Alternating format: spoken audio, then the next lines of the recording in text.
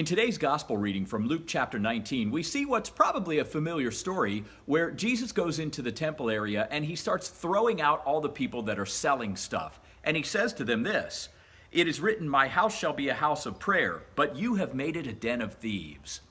Now, do you know why Jesus did this? Because this didn't sit very well with the chief priests and the elders and the scribes and the people who were making a buck, off of the things being sold in the temple area. So let me give you a little bit of background and history.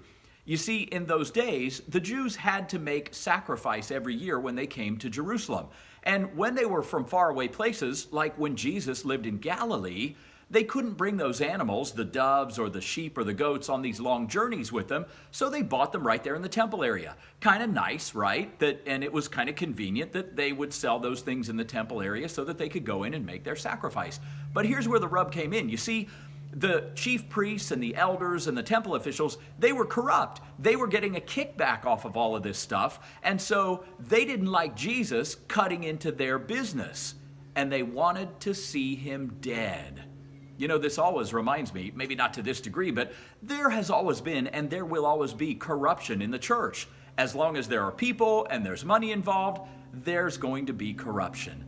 So you know what we need to do? We need to make sure that we're praying for the leaders of our church and praying that they will be the holy and godly men that God has called them to be.